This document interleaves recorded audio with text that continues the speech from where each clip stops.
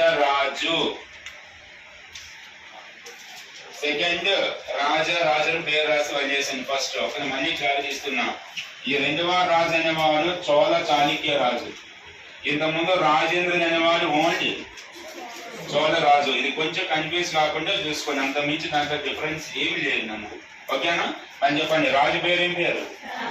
Second Rajaraju. Second okay. ఇతను temple కడతాడు. Temple పేరు ఐరావతేశ్వర. ఏ టెంపుల్? ఒకటి పేరుతో రాసుకోండి. ఈ బిల్ట్ ఐరావతేశ్వర టెంపుల్ అని రాసుకోండి.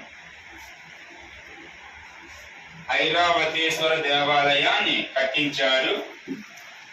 Airavatesvara temple built. పేరేం రాయకండి, డైరెక్ట్ ఆన్సర్ రాసి వదిలేసాను. ఒకవేళ మీకు పేరు కావాలంటే తారాసురం. ఏం పేరు? డైరెక్ట్ రాసుకుంటే రాసుకోండి. ఊరు పేరు తారాసురం.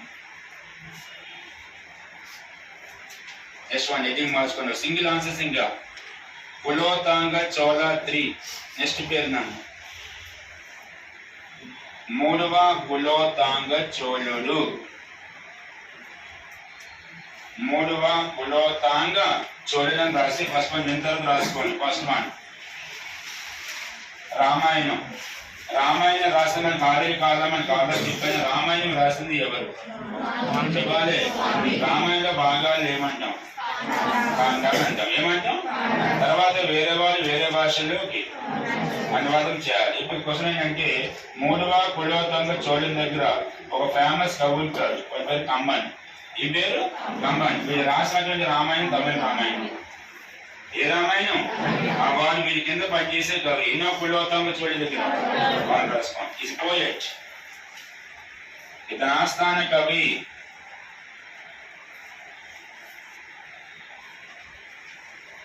కంబన్. KAMBAN. Kamban is book name. ఇతను రాసిన పుస్తకం కంబన్ రాసిన పుస్తకం